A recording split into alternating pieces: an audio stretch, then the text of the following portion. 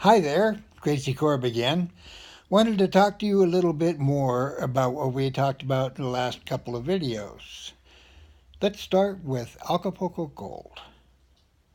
Okay, Acapulco Gold. It used to be when you were buying kilos out of a load of kilos, the sales pitch was always, well, they threw in some kilos of Acapulco Gold and Panama Red. Nobody knows, they're all wrapped the same. So maybe you'll get some, maybe you won't. And my response to that always had been, yeah, right, give me the fucking weed. Well, let me tell you, it was true, at least once, because I ordered 4 kilos out of a pile of kilos. And one of the kilos that I opened up, in fact, the first one that I opened up, was bright yellow. No stems, no seeds. Good old pot. And boy, when I say good old pot, I mean I just rubbed my hand a little bit on the edge of it and onto the butcher paper and rolled that straight up. Didn't have to card it and get rid of seeds or anything. Rolled it straight up, lit it up, and I had rolled a pinner joint. Took a hit, took a second hit, woke up with my face in the weed the next day. Knocked me out. I broke it apart, and like I said, there was no stems, no seeds. It was just all dust, just like pollen. Only it was a little bit more than just pollen. It was actual weed. But I mean, it's hard to describe. I mean, I've had Panama Red also, and it would also be hard to describe. But Panama Red looked like weed. There was very rarely any seeds, but it was good red pot, and it was obviously pot, leaf shape. The Acapulco Gold wasn't. It didn't look like pot. There was no leaf shape to it. It was just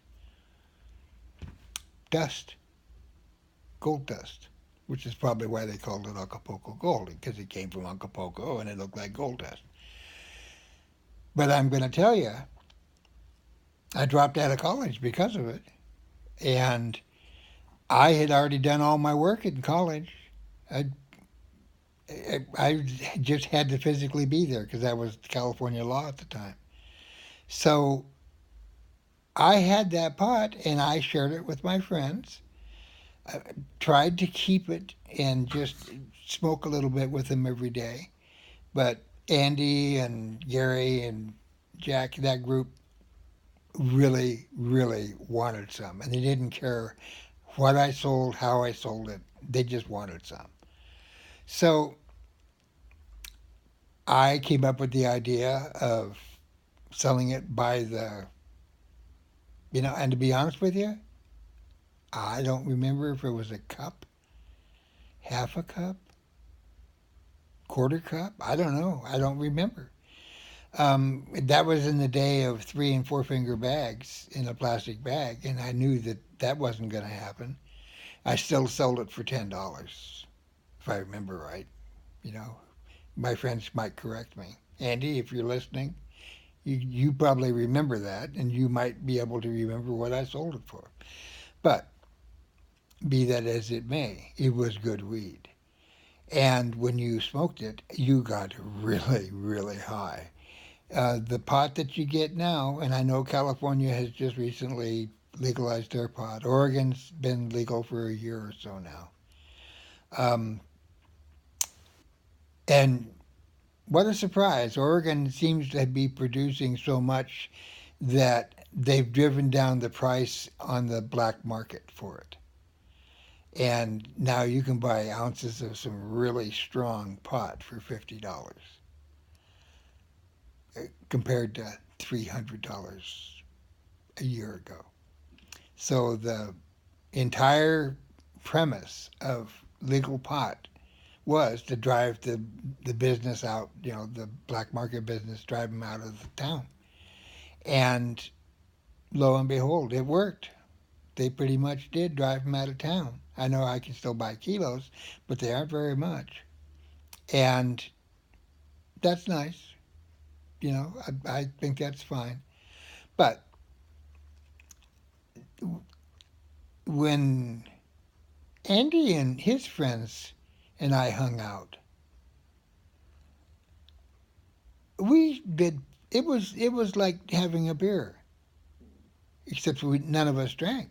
We smoked instead because it was better for you, and it didn't you didn't do stupid things, and you could drive on it. I mean, hell, the University of California at Los Angeles, UCLA, and Berkeley and Stanford, all three ran tests with well, back then it was medical marijuana according to the feds, but they supplied the pot. They grow it still in Mississippi at the University of Mississippi, and their testing showed that when you smoked pot, all you did was drive slower. You still were a safe driver. So them saying that when you're under the influence you're going to be dangerous and all that is all bullshit. They've got hundreds of reports that have been written about all the tests they've done. Now they are going to start doing some tests once we get rid of Trump and his idiots, and they put in an honest to God, I mean, I don't know how else to phrase this, but a real government that's not out to steal everything that's not tied down and screw the average Americans. Well, anyway, the whole post with this is that we're in a new generation, a new time. Yeah, the pot when we did it was a felony, a serious felony. 4 seeds in California was enough to get you arrested. And Mexican pot, 4 seeds wasn't shit. You'd lose that just looking at the bag. So nowadays, you can only have, I think, 2 ounces of medical marijuana. You can have four. You can have 5 plants. You have to prove that you're zoned for it. And I mean, come on, they've really gotten the regulation side of it stupid. But I can smoke it and not get arrested, which is, I mean, I was arrested for it 3 or 4 times. 3 times in California and once up here, I believe. But the whole idea, the whole concept behind it was that it was better for you and safer than alcohol. That was what drove us. That's what made the hippies do what they did with smoking pot. If it wasn't for the fact that it was better for you than alcohol, we wouldn't have done it in the first place. I mean, good Lord, we were all looking and watching the music scene turn on. We turned on. Um, Andy and his friends were a little bit younger, but a lot of my friends were younger. I mean, a whole lot of them. And some of them were older too. But most of the older ones that I knew were actual criminals. And the younger ones, no, none of them were criminals. They never wanted to do anything that would cause harm or make problems for people. They wanted to get high, have a good time, and not do something stupid like you do when you drink and drive. So I think that we had our hands doing good.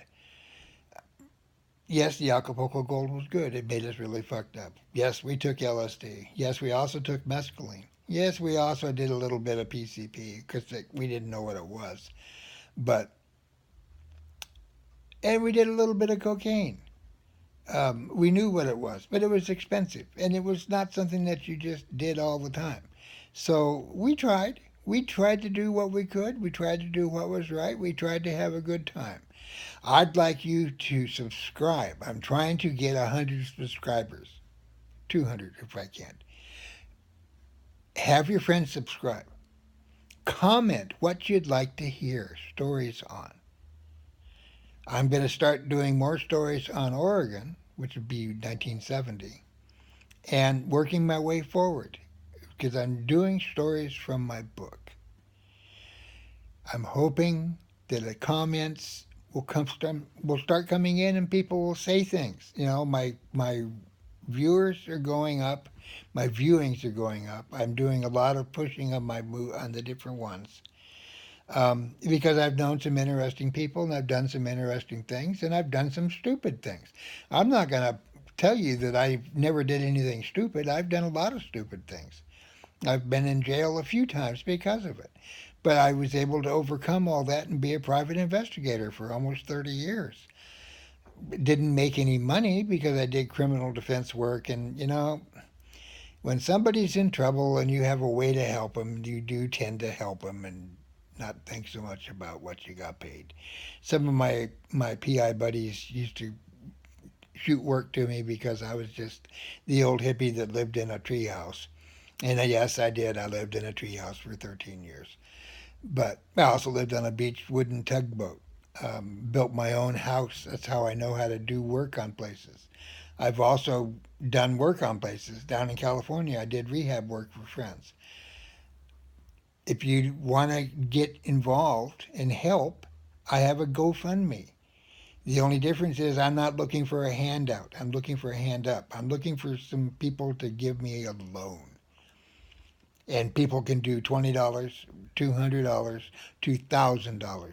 I'm trying to raise a total of 75,000, but 25,000 would let me get started on what I'm trying to do.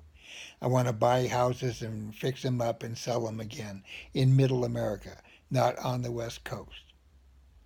I have houses that I've been offered that I could buy cheap and fix them, and in the neighborhood where they're at, the houses are selling for $80,000 to $175,000 on average. I'm buying the houses for 20. So that gives you the idea of what I'm trying to do. If I buy it for 20 and put 20 into it, I want 80 to 100,000 back on it. And I can do it. And I can do it twice, and then that money will give me the money to buy a house. That's all I want. If I had a house that I own, then I would be in right where I want to be. So subscribe, comment, tell me what you want to hear. But do subscribe, do comment. And if you're in a position to where you could help me do the GoFundMe, it's not a handout, it's a hand up. And I would appreciate that. Thank you very much, and thank you for watching.